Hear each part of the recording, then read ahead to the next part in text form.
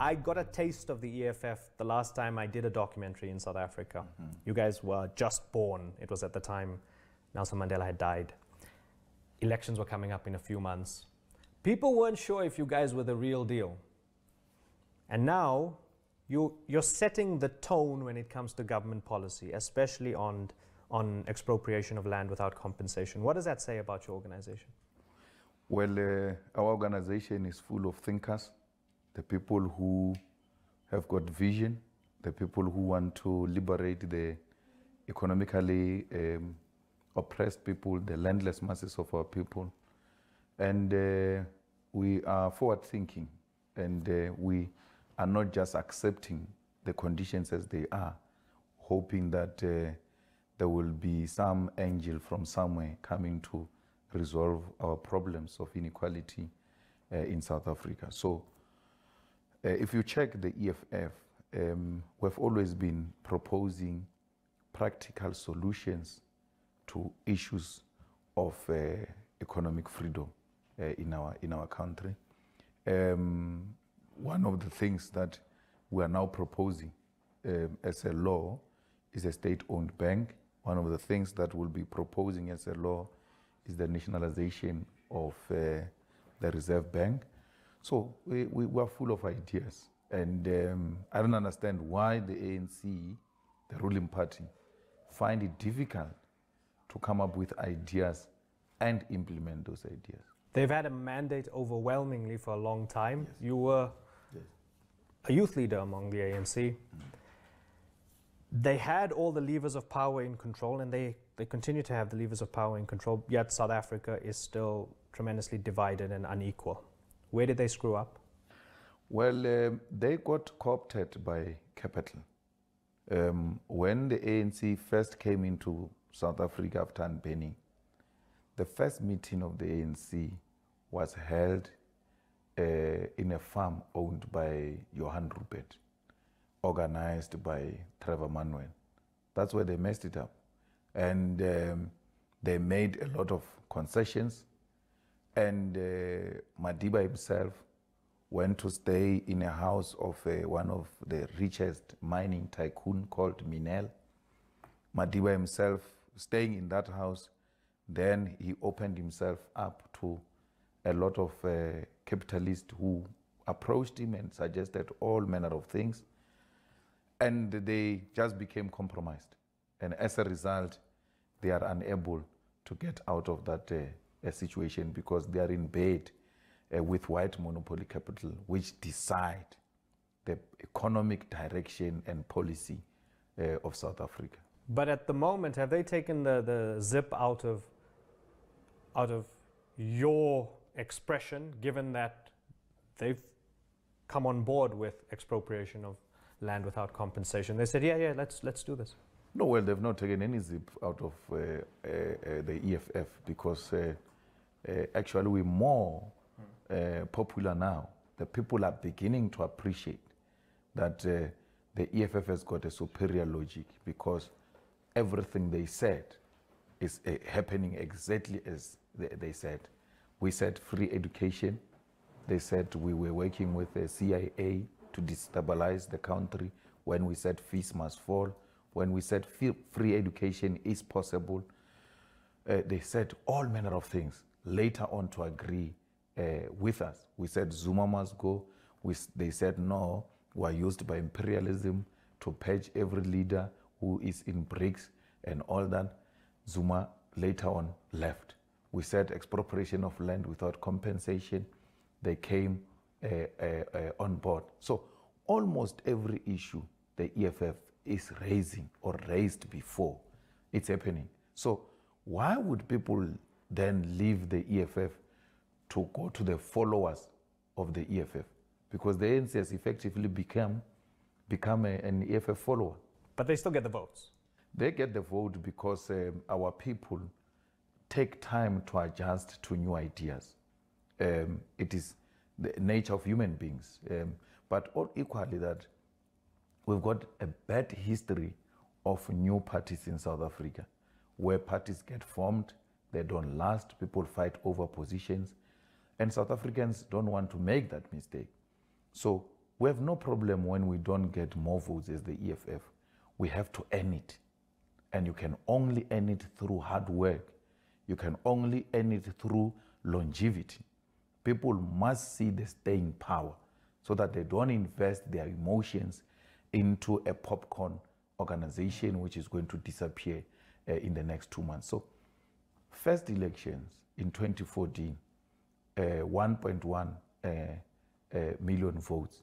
In 2016, 1.2 million votes.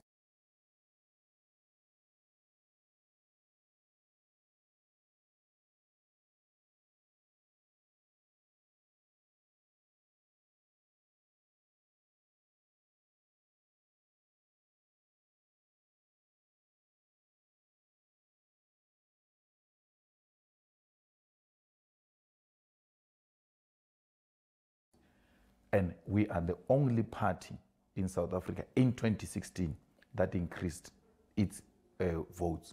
The DA declined, the ANC declined. So why should we complain? We are relatively young. A lot of our people have got a problem of ageism. They can't trust young people. We are people who were never ministers before, were never premiers before, were never in cabinet before. So we have no track record of governing. So people still have got their doubts. And through action, the EFF will win over the people. Talking to EFF supporters, it's very rare for me to come across supporters who are ideological. A lot of them essentially say, the ANC let us down, we're going to give the EFF a chance. We don't have services. In Kwakwa, it's Vusi Chabalala is corrupt. We want to give the EFF a chance, right? So they're not necessarily talking to me about Marxist revolution. They're not talking concepts. They're saying we were let down and there's a gap and we want to give the EFF a chance. So with that in mind, are you ideological or are you pragmatic when it comes to the needs of the people? But that is ideology. What more do you want? When people say there are no services, that is ideology. Right. The people want their land. The people want their wealth. They want to own it. They are let down by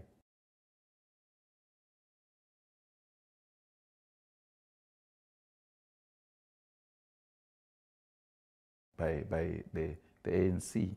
When people say to you, we don't have water, that's ideological because water is life. They are being denied life by the ANC. They will not put ideological issues like theoreticians, like intellectuals. You cannot expect that from the masses anywhere in the world, including in Cuba.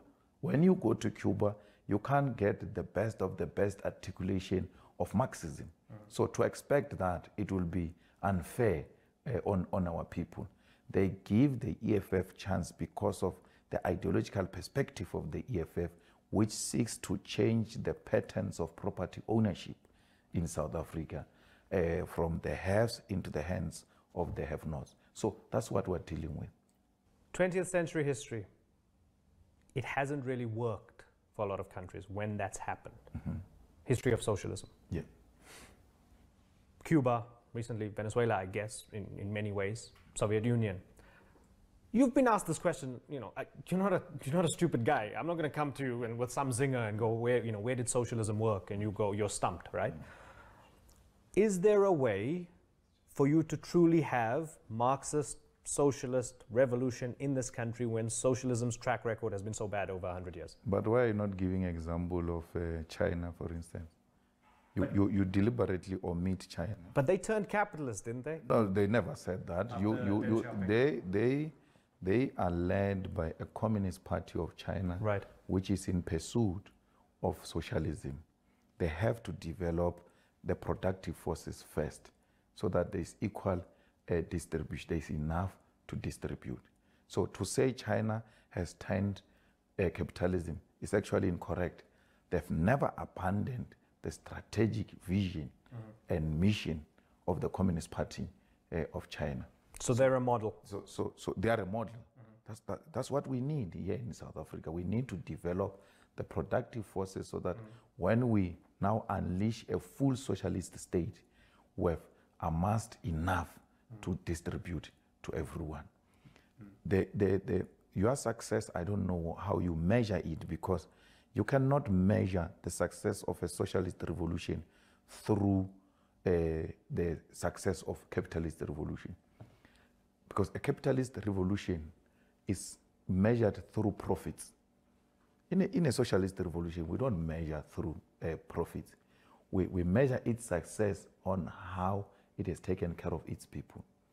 The high levels of literacy in Cuba, the child mortality in Cuba, the life expectancy in Cuba, the type of quality of life the people of Cuba live.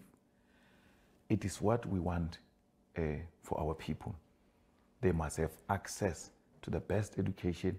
They must have access to the best health facilities. They must have access to proper schooling, proper houses, and they must get jobs for themselves. Obvious, a socialist revolution in a world dominated by capitalism, it will be isolated. It will find it difficult to survive. It will not be as perfect defined by a capitalist system, because the two are not the same. We want a system where we all produce, and then we distribute amongst ourselves, not for individual profit. We don't want that. China is prosperous, right? Yes. But it comes at a price, you would agree. There's no Julius Malema equivalent in China going, Xi Jinping must go, to his face, because that guy will get locked up and disappear forever. Do you want that for South Africa? No. It is. You know, the laws are passed by people, and they choose the type of laws they want for their countries. We must respect the sovereignty of China. They chose to do their things the way they are doing. Is it working in China? It is working. Will it work in South Africa? I don't think so. It will not work. They will want something different here in South Africa. Remember that when we say we're looking at models like China, we don't mean copycat type of an arrangement. What is it that is working in China? What is it that has failed in China? Will it work in South Africa? If it doesn't work in South Africa, we don't apply it. But the strategic objective is that all must have access. And nobody would disagree with you.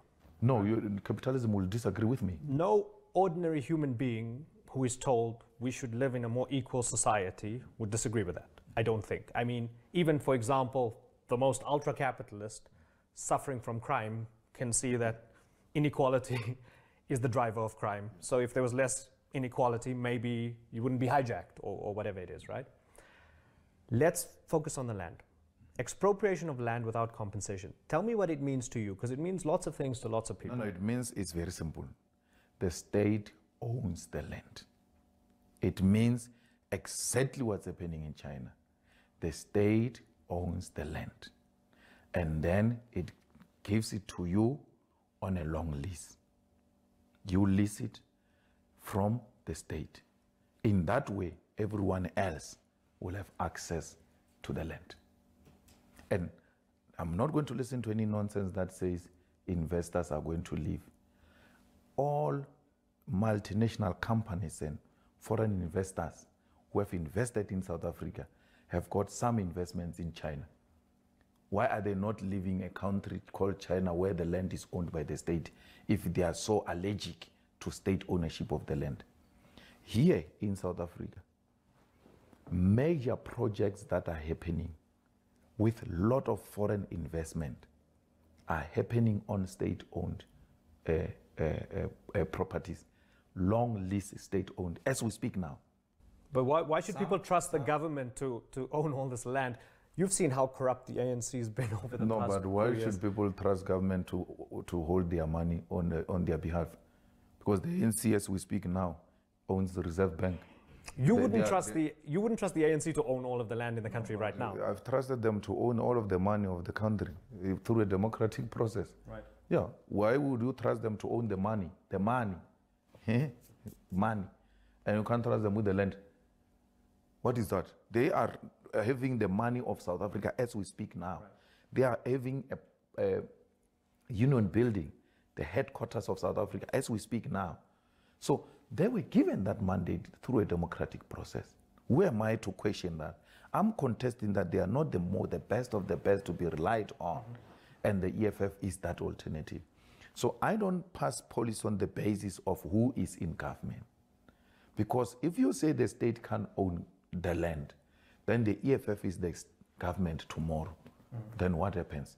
So you don't pass policy based on the current situation. You must have a vision. We say the state must own the land because we are going to be government. We know that for sure, that we're going to be government. So anyone who's going to be engaged in corrupt activities when it comes to the land will expose that person the same way we're exposing them now when they steal our money. We didn't take the money away from them and say, let's give it to individuals to hold it because we can't trust these people. No, we still gave them the money to hold it for us. Every time they steal it, we expose them, we arrest them, and we fight that they can be sent to jail for a very long time. The same will apply with the land. That anyone who steals the land, anyone who engages in shenanigans that are unconstitutional and unlawful, such will be prosecuted and sent to jail for a very long time. What about people who are invading land right now and occupying? Is that wrong? It's not wrong. All, by the way, we are products of land occupation. Sure, historically, yes, certainly. Yes. But it's illegal now, it's against the law. Even then, it was illegal. Of course, Yeah, so, of course it's wrong. It has always been. But how do you build a society for black people to have a piece of land, they've always said it's illegal. So black people have always taken land for themselves. This Soweto that produced Nelson Mandela and Desmond Tutu, it's a product of illegal, so-called illegal occupation. Today is the biggest township in Southern Africa. So it has always been like that. Firstly, we start by occupying the land because we're trying to exert pressure on the state. And later on, the state comes to accept and they put services and they build houses for us and all of that. So there's nothing wrong. It has been, it's part of the struggle. So it's a two-way approach. You fight in parliament for one thing, and on the ground you tell people, go and grab land. There's no grabbing of the land. It's occupation. It's our land. We're occupying. Sure. I mean, however you want to read it, go take back your land. Yeah, we're taking it. It's our land. And we've taken an unoccupied land as a demonstration of our seriousness to the issue of land. We've never grabbed any farm. We've never taken any land which is in use. We've never done that. But we're using this unoccupied land as a way of demonstrating to the international community and to our government that we are serious about the issue of land. Please put the systems in place, expedite it, otherwise it will become ugly, and we don't want it to be ugly.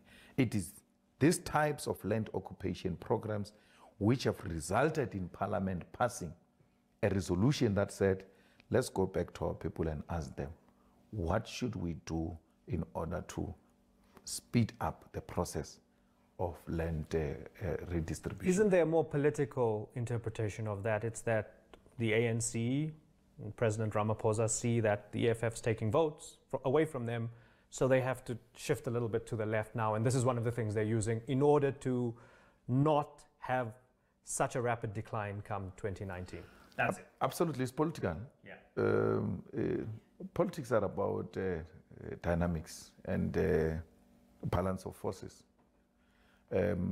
President Ramaphosa and the ANC, not even President Ramaphosa, I think in 2006, the ANC passed economic policies which were neoliberal because they were facing a serious challenge from the right. And they passed those policies which have resulted in this crisis we're having today of high unemployment, high inequality in South Africa. So now they are facing a contestation from the left. They have to, from time to time, strike a balance so that we don't have a ruling party which is just one-sided and exclude the majority of our people. So if they are doing it for politics, good enough.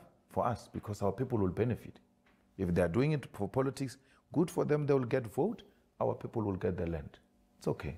We want our people to get the land. When I spoke with Monsieur Lekota, you can't deny his credentials, his experience. Yeah. He's very passionate about this issue and believes you're fundamentally wrong on this. I asked him what would Madiba say about this issue. And he said, Madiba would tell me, Terra, what is wrong in principle can never be right in practice. Is there some sense to that? No, I mean, Terra has lost his mind. Really? Yeah, I think he needs to get his mind examined. He has lost it completely. One morning he wakes up and he says he's ANC, and one morning he says things that sounds like he's not normal upstairs. I mean, he believes it's theft. Just taking land from someone is theft. No more, no less. So he believes you can't, no matter how bad the injustices were in the past, you can't fix it by grabbing. And that is madness. How does taking my car, which you stole from you, become a theft? Mm-hmm. You steal my car, I come and take it. I find it, I take it. In Terra's mind, that is theft. I mean, that is insane. We're not stealing anything. We're taking what is rightfully ours. But I'm not taking my car and leaving you stranded. I give you a ride. This is my car, I'm taking it. Without compensation? How are you getting a ride? No, I'm giving you a ride. We're driving together. Right. I won't leave you here stranded. Right. Yes. Why should I compensate a criminal? You steal my car, you want money from me to buy it. You're committing more crime by wanting me to buy from you. Because that was one of the fundamental things in '94, which was, okay, we press reset from Madiba. White people, you've been born into privilege, but you don't bear the sins of your forefathers. Let's work together. You contest that. Hey, Chief, I was not there in 1994. I was not there when Madiba clinched deals with those people. Right. If there is any commitment Mandela made with them and then we are going against it, they must go to Mandela. We don't owe them anything. We have no agreement with them. Nothing. And we're not bound by Mandela's resolutions at all. We're not bound by the decisions taken in the negotiations. We're not there. We are here now. And we are going to chart a way forward and determine our own destiny. Madiba did what he had to do. The conditions then maybe were not favorable for him to do what we are doing now. And we are not Mandela. I think people should get that very clear. We're not Mandela, and we're not going to do Mandela things here. We're doing our own thing now. And this will benefit our children. We are so uncompromising about that. We've compromised for far too long.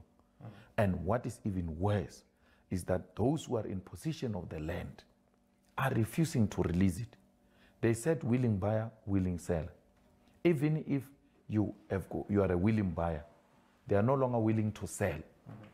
All the so-called prime land, they're taken by them or they sell it to foreigners.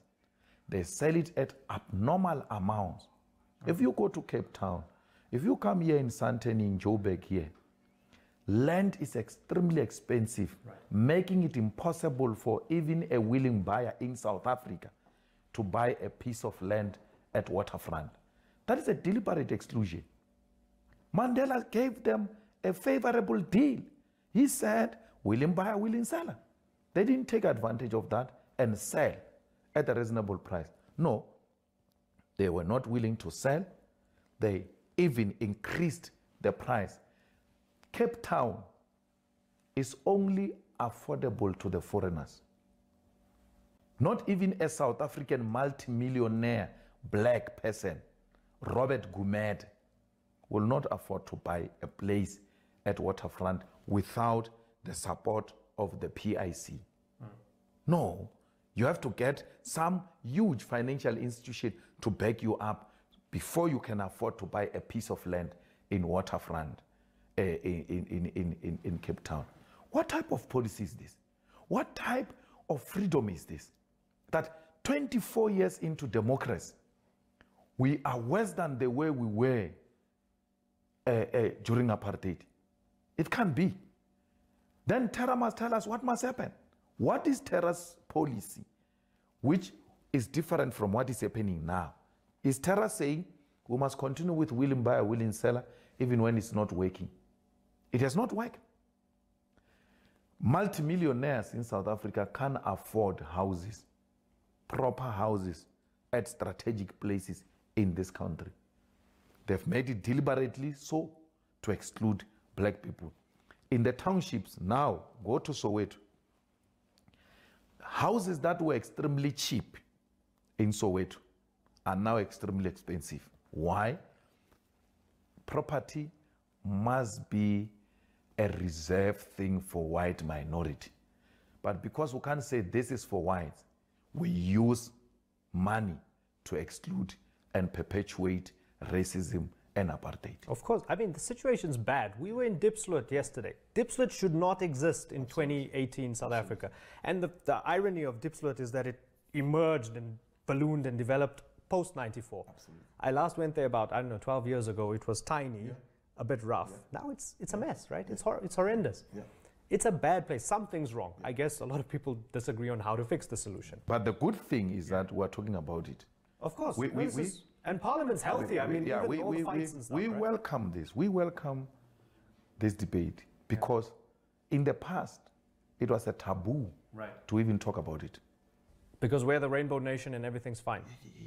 You will offend the white people, you will offend the investors. Don't even touch it. Right.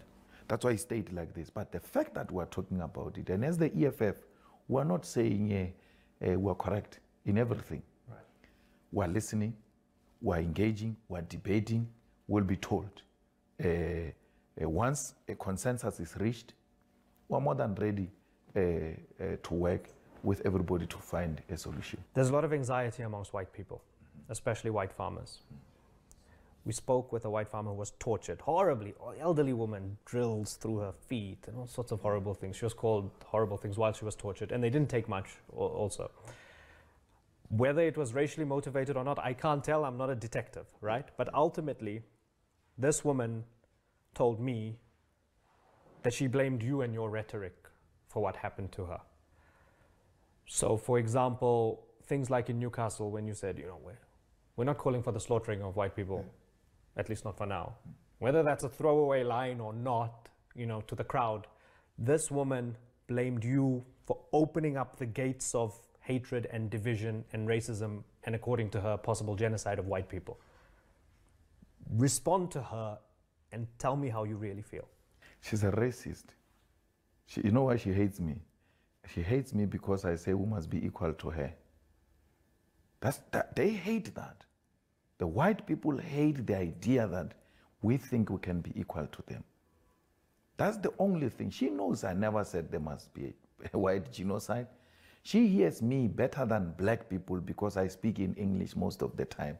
She doesn't need an interpreter. She hears me very well. She knows what I mean by everything. But they hate the idea of equality. That irritates them. That a monkey can never be equal to a white man.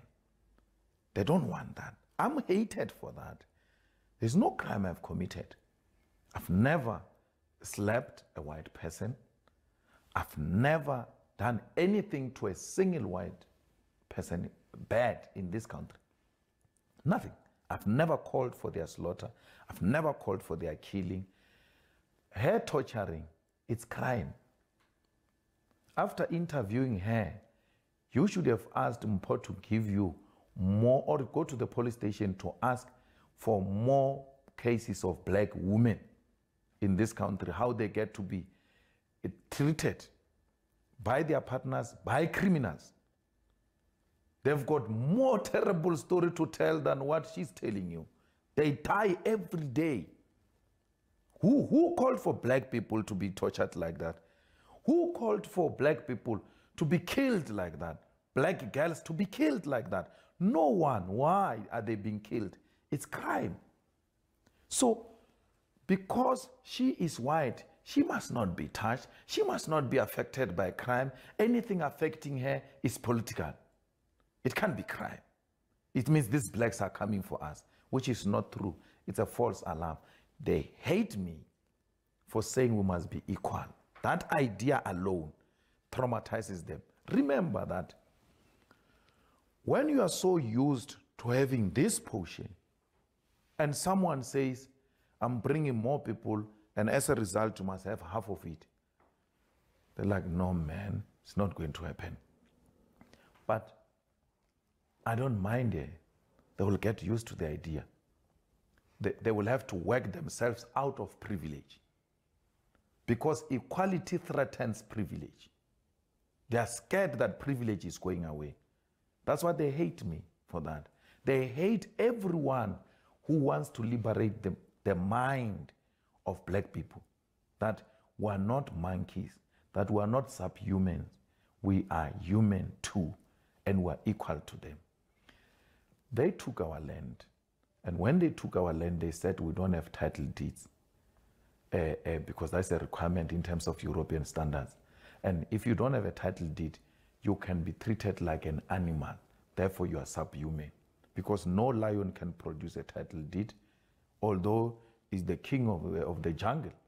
No elephant can produce a title deed. We are equal like elephants. We are subhuman. And anyone who says to these people, no, you are different from animals, you are human too, you too can work the land, you too can own the land, you too can employ white people, and they can work for you. They're like, he's being disrespectful, this one. He wants to elevate these people to our level. What do? They start smearing me. He's a racist, he wants to kill white people and all that. I'm backing this, that which I'm putting on the table is the best offer to white people. Let black people too own the land and see how much crime is going to reduce, and see how much service delivery protests are going to reduce, because people will be preoccupied with working the land. They are idling now. They don't own anything. They are waiting for employment. They are standing at the robots with qualifications. They went to school. They responded to Madiba's call that you kids must go to school. We've gone to school. There are no employment. And I'm saying to these people, the employments are not in the white people's hands. The employment is in the land. Let's get our land and let's work our land. I'm hated for that. What, where? I mean, I don't know what's going to happen in the future. I'm saying to you, we've not called for the killing of white people, at least for now.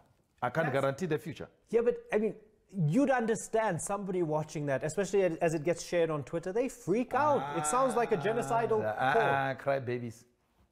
Cry babies. I'm not calling for the slaughter of white people, at least for now. I can't give a guarantee of the future, especially when things are going the way they are. Subtext. Especially if things are going the way they are, there will be a revolution in this country, I can tell you now. There will be an unled revolution. An unled revolution is the highest form of anarchy. Even me, I'll be a victim of that. Why? Because I've committed a class suicide. I'm no longer with them in the townships. I'm now staying in town. I'm in parliament. I'm earning a salary. When they rise, they will rise against the middle class. And I will not even stand in front of them and stop them, because they will say, you sold us out. You left us in the townships. You went to join them there. I can tell you that now.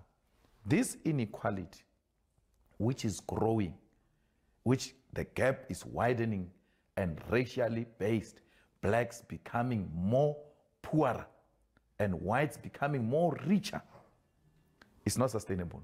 Of course it's not. And this will lead to loss of life. So I'm saying to you, not under my leadership will we call for the slaughter of white people. I don't know who's coming after me. I will not speak for them. But they are alarmists. They are crybabies. They are attention seekers. Nothing is going to happen here. No one is going to slaughter them. The farm attacks is just an act of crime. It must be punished. In the same way crime is punished in the township. It's not a genocide on white people. We are concerned. Even in the farms there, black workers are killed. Why is the lives of those black workers not exposed to the world? that black workers are being killed? Is that a black workers' genocide? Should we now be alarmist and say there's genocide of black farm workers? No, it's a crime. A white man fed the lions with a body of a black person, right? Feeding the lions with a human being. Why? What should we do? Should we say whites now are killing black people, let's go for them? No, it's a crime. We have to arrest that racist and send him to jail for a very long time. We shouldn't use criminal incidences to now be alarmist and raise unnecessary fears. We're the most peaceful organization, registered with the IEC, with a clear constitution and a program of action. In any of those documents of the EFF, nowhere do we call for genocide of white people. We're going to stay in this country with white people. We coexist, they've naturalized here. I always say the call for white people to be driven to the sea is so stupid, like a call a person will make one day that we must cut all the trees in South Africa. How is this country going to look like without trees? White people have naturalized here. They live with us. We now marry each other. We go to the same churches. We work together. We shop together. Our children now go to schools together, those of us who can afford, right? So why would we call for the slaughtering of such people? We are not calling for the slaughtering of white people. We are fundamentally disagreeing with white people on how we are going to redistribute the land in South Africa to create an equal society. White people are scared of equality. They don't want it because equality is a threat to privilege. When you're president, not if, but when, in your eyes, will there be such a place as Diepsloot? No, not at all. Not at all. We cannot have our people living in congested areas like that. It creates health risk. It is not conducive for children. It's not good for human beings. There's enough land for everyone in South Africa. Diepsloot people must be reallocated and they must find decent place for themselves. The problem is that this congestion is created by the fact that they want to be closer to their workplaces. But once they start working the land, there will not be a need of influx into big cities because people want to be closer to their workplaces.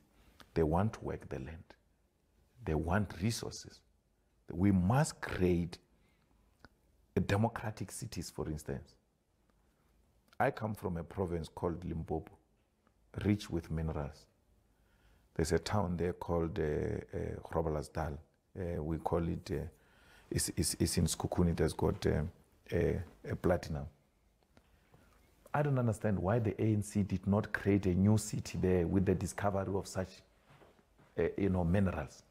Because Johannesburg was created through the discovery of gold.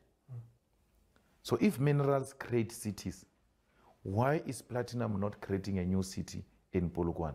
And through the creation of a new city in Polokwane, then you're going to take these people who are in Diepsloot back to where they come from because industries are there, the city is there. We've got a new developing place called Lephalale in Limpopo. Why is that not being created as a new city? Why is PE not being expanded and new opportunities created by the democratic state? But your model, the Chinese are coming in and working in these places. Well, in a situation where the EFF works with the Chinese, they won't bring their people into our country. They will do it through our own terms. The same thing with Europe, the same thing with the Western powers, the same thing with Russia. We will work with everybody who's prepared to work with us through our terms. That period of inferiority by African leadership, it must come to an end. We must engage with USA, with Russia, with China, as equal partners, not as inferior partner in the whole scheme of things. Otherwise, if they are not prepared to engage with us at an equal footing, then let's engage as Africans.